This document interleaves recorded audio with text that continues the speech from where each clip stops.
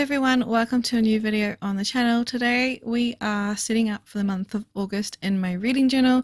Now I'm going to let you know that I actually filmed more than just the setup of this theme. I also did a entire video, or there will be an entire video about how long it actually takes to set up a reading journal theme for a month in your journal, or at least how long it takes me. And I really wanted to put that out, especially because I am toying with the idea of doing a new series on the channel on how to set up a journal. So I really wanted to have that sort of information out there and be transparent that you actually do have to put a lot of effort in at times to have a journal, and I don't want that to discourage people, but equally I do think that with these very, well, we all know that I'm not very aesthetic, but with the way that we edit these videos for you all to see each month, there's a lot of footage that we actually cut out. And I shouldn't really keep talking for everyone else, but it is quite common that we do cut out footage as we're doing these videos. And for myself personally, there's a lot of footage that I take out. I also try to, and especially in this video, remove parts where my head's in the way because I haven't zoomed in properly or something along those lines. So there is definitely footage that is left out, and there's also parts that I don't film. And so this time round, it was a great endeavor. I filmed everything. So I have a lot of footage, and I will, in that video, share how long it took me to set this entire theme up, how many videos, that kind of thing, and all the information, and show you the behind the scenes really of what it takes to set up one of these themes every month. I thought that would be really cool information to have.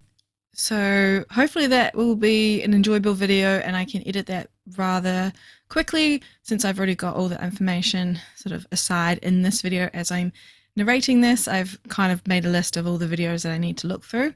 So enough about that video to come. This video here we need to be focusing on, and as I mentioned at the start of the video, we're setting up for the month of August.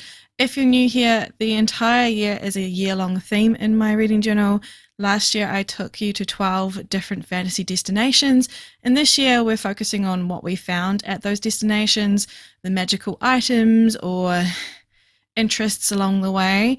So we're now up to chapter 8 because I'm treating this kind of like a reference book, and each cover page has like a chapter to it, the title, and what we're looking at. And as you can see on the screen, for the month of August, we're going with portals, because a lot of the books that I read last year, a lot of the books that I used in last year's themes had portals or were portal fantasy based. So I thought it would be really important to share this theme as we go through this entire journey. And portals was something that I knew I wanted to do, especially since for December we had Howl's Moving Castle, or the Land of 𝓛𝓲𝓷𝓵𝓮𝓿, and the door to the castle is a portal. So I knew I wanted to do this. However, it was actually quite difficult to do this theme. I have spoken about this a little bit in some of my other videos, and that being I have used Pinterest for like my decorations for the last 2 years, sorry. And I will definitely be moving away from that next year with the increase of AI modified art, especially on Pinterest. And whilst they are doing some of their endeavors to be transparent and show what is AI modified, I am finding it more difficult to tell what is AI and what isn't. And I personally don't want to utilize AI art anywhere. I'm a huge supporter of creators and that their art gets seen, not, taken and put into AI machinery, or systems. So yeah, it's getting really hard for me to tell, especially with last month's theme, which was dragons. A lot of the dragons were AI modified, so I had to spend a long time looking for ones that didn't or looked a bit more artistic. And there's probably some along the way this year that I've made a mistake with, and if I have, that's something that I really want to be transparent about in the future. So I found this exceptionally challenging to do. I did have some decorative paper that had like a whimsical portal element to it, but I only used one piece of it. Oh no, sorry, I used 2 pieces of it throughout this the setup. So yeah, it was really quite difficult to set up for this, and I found it a little decoration, like a little bit of a decoration deficit. So I did try to make up for it in other areas. I also used this what is it, vinyl from Anko, the Kmart branded vinyl. I think it's absolutely fantastic with the whole design, with the ombre of the colors. I thought it would go really well with the portals, especially again since last year. I think I used this then too, and I forgot how difficult it is to weed, so I left that in that footage just there, showing you how difficult it was to get the backing off. However, I do remove that for everything else, because otherwise there'd be at least another, I don't know, 5 minutes of footage. I also do apologise that my head has gotten in the way of a lot of this early on footage. I do rectify that pretty quickly. But yeah, it can't be helped in this segment because I wasn't zoomed in enough, and even if I zoom in, my head will just get bigger. So I am yet to find the perfect setup for doing these videos. When I use a smaller notebook, I can zoom in further, and then my head doesn't tend to get in the way, but these larger B5s, it does make it a little bit tricky to film. So I need to look at my rig setup again and see if I can fix that. But I hope you guys know that I'm just human, and my head appearing in there proves so. So as I mentioned, it was really challenging to find portals that matched the vibe that I was looking for. Obviously, we went to other places than the land of 𝓤𝓼𝓮𝓿. We went to the Magnificent North, which uses arches as portals. Not only to other elements or other places in the land of Magnificent North, but to other timelines. So yeah, it was something that I really wanted to portray in this journal setup, but I did find it challenging.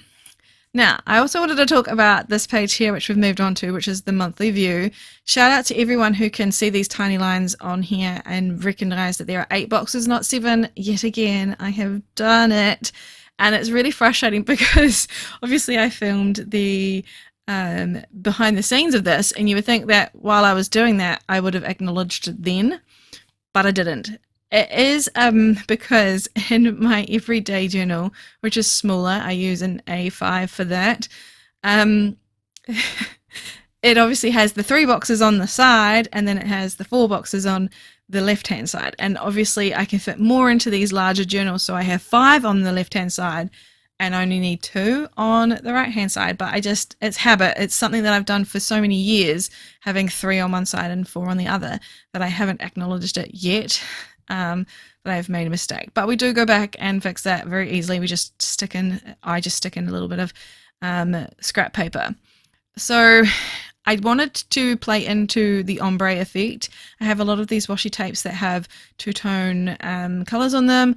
I also have these new Ohuhu Maui pens that I got because of Jashi Corin. She shared one video setting up with them, and I knew I needed them, so I got the whole 160 set, and I'm absolutely obsessed with them. There's just so many colors to write with, and whilst the swatches that I have of these colors are very good for the pen side, they don't show the fine liner. And obviously I went with the color scheme looking at the pens and realized very quickly when I was doing the fine liner end for the line work that it's kind of hard to see on camera.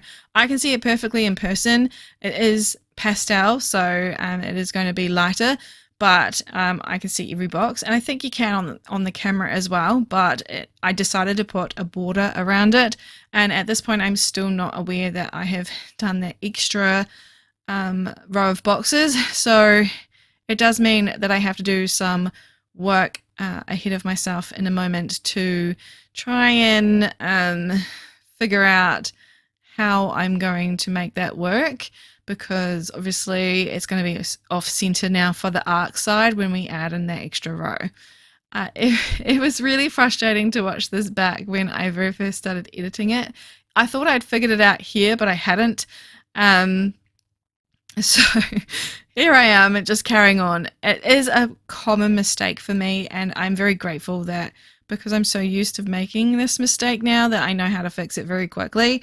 But it is a little bit on the nose when I was doing that video setup for you all, showing you how long it takes to set up things. So I will notice it very, very shortly when I write Friday down. As you can see, the mental breakdown has begun. But again, very easy to fix. I've just gone to the back of the journal and I have spare paper at the back here that I've cut away from, and I'm just going to cut another strip off and easily cover my mistake up. It does show a little bit at the bottom because I wasn't exactly precise with my measurements.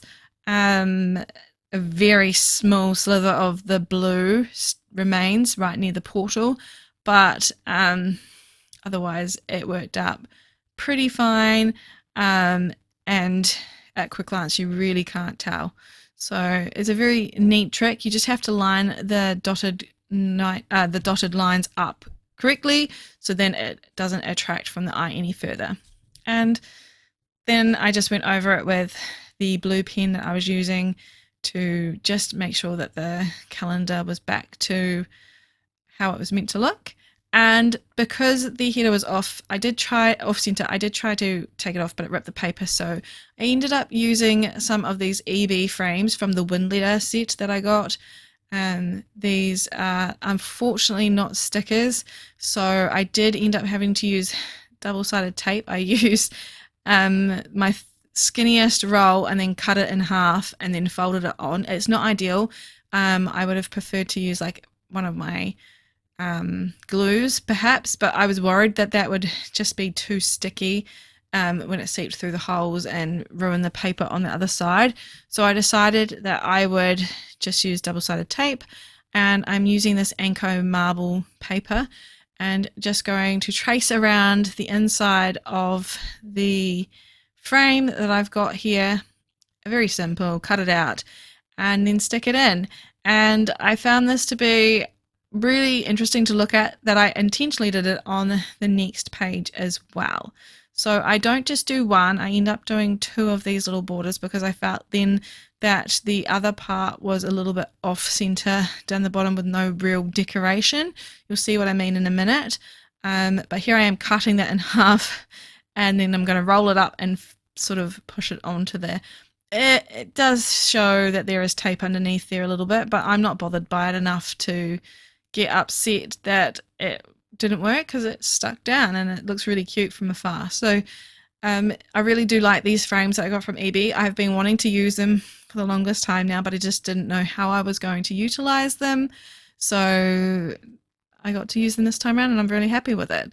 And I'm happy with the overall color scheme and how like pastel and colorful this is. It's not my usual, it's not something I normally lean into. I know that June was also a little bit colorful with the three bold colors I chose, the purple, blue and green being my three favorite colors. But I don't really lean into this, and I wanted to use colors that I don't necessarily always do, because I am aware that the journal is starting to have similar colors building up. But I was hoping that with it being pastel that it would look a little bit different. So overall, I think that this theme came together pretty well. Just a little bit of a disheartening letdown regarding the decoration, so I tried my best to fill it in other ways instead. So this page is now done, and we're going to flip on to the next page, and on the left side here I have some pre-drawn boxes, and that is to write down all the prompts that I'm going to do for my readathon over August. I decided that because August is a month where I'm not sure how emotionally I'm going to feel, because last year it was the month that my mum had her amputation surgery, and then it led us on the long journey of her health recovering, and then unfortunately not recovering as well as we'd hoped. So I decided that I didn't want to commit to a month-long readathon, just in case that I didn't have the energy or just didn't feel up to it. Obviously last month's readathon was hosted over July, so I've managed to be able to do it this year and hopefully complete that. I'm very close to completing all my prompts now, but I wanted to take part in something that was a little bit less involved, and that is the 𝓤𝓲𝓷𝓴𝓼 𝓤𝓼 readathon, being hosted by Steph Loves.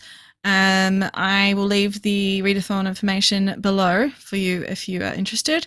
It is just a bingo board. You don't have to complete it for every one prompt per book. You can double them up, and it's all about romance.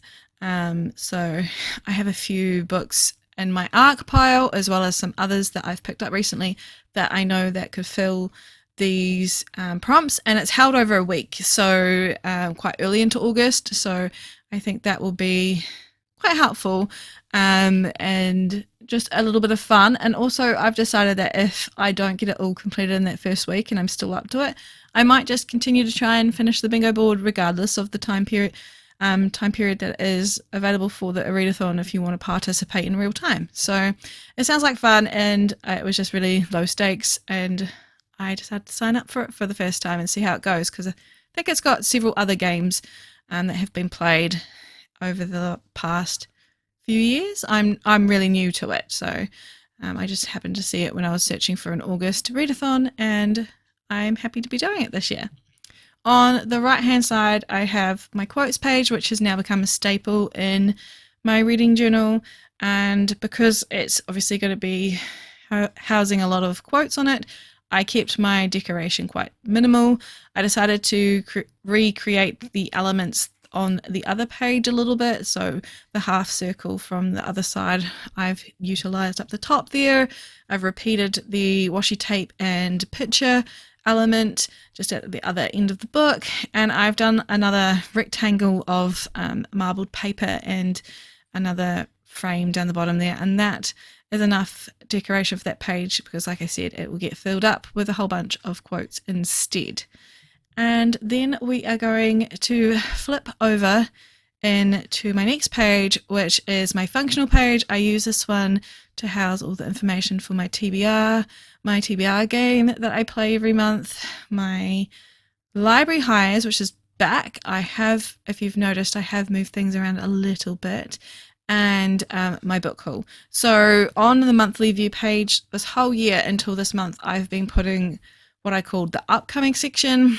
I think I mentioned it briefly in one of my flip throughs. I don't know if it was the last one, but the one before that I wasn't really utilizing it enough, and I was thinking I should just keep it, but when it came to this month that I have been reading currently in July, I've read a lot of library hires and I wanted to mark them down, and I had no place to do it, so I actually now do.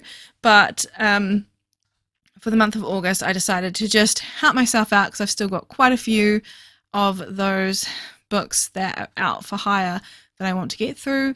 So instead of doing my ARCs page, my ARC segment on this page, I added it to the monthly view like I used to have it, and I have put my library hires here.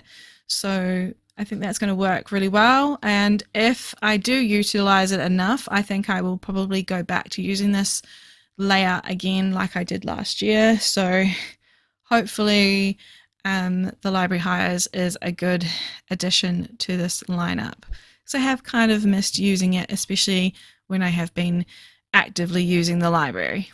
So this page is almost now decorated. I decided to put all the portals down the middle of the 2-page spread and the headers on the outside. Some of the headers I didn't realize were quite large, like the book haul one, the paper behind it.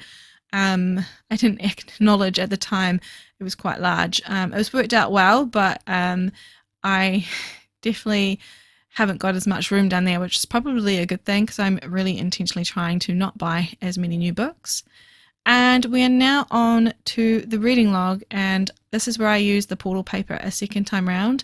I only use the tops of them, so it's just the portion of the top of the arch that we get to see. I did rip them together. As you can see, they're a mirror image of each other, which is not ideal in the center of the page there, but it's kind of not that noticeable unless I point it out to you. Unfortunately, like I mentioned at the beginning of this, the vinyl that I was using this day was very hard to work with, and I will not be utilizing it very often again, I don't think. I ripped the R from the reading log when I was trying to pull it off the backing, and that threw me for a moment, but I managed to stick it back on. I also had the O and G from logs stuck on there, so I just pulled them off myself and placed them down manually. At this point, I was really quite done with the vinyl, and trying to weed it from its backing had given me quite the headache, so I was just happy to almost rip it off the backing myself at this point, because it was just not coming up. I've never had such a troublesome experience with removing vinyl from its backing before. This is the usual layout for the reading log. I am just going to highlight where I'm going to write some titles down for the information that will be put on these pages as I use this page. There are 12 spots there for 12 different books, and over July I've actually gone over 12 already, and I had to make a second page, which is why I mentioned that I do have an extra space if I need to put down my library hires or something along those lines on my July setup. But for August, I've only done the 12. Hopefully I'll stay within the realm of 12 books. But if I read over again, I can always add in an extra page, because I am down on my page count for the year in this journal. I will have extra pages at the end of the book, and I also could do a tip in if it's only 1 or 2 extra books. So this page is almost ready now. I'm just using the stamp here to mark down my 5-star reads and my 5-star ratings, so I can mark them in when I read them, and then we can go into the flip through. So thank you so much for spending some time with me today. Like I mentioned at the beginning of the setup, I am a little disheartened that I couldn't get the idea for portals out as much as I wanted to in my mind out onto paper, but overall I'm really happy with what I did manage to achieve, and I'm really pleased with the colour scheme. And until we next meet, I hope you have fun reading or journaling. Don't forget to look out for the next video about how long it took me to do this entire theme, and I'll see you in my next video hopefully. Bye everyone!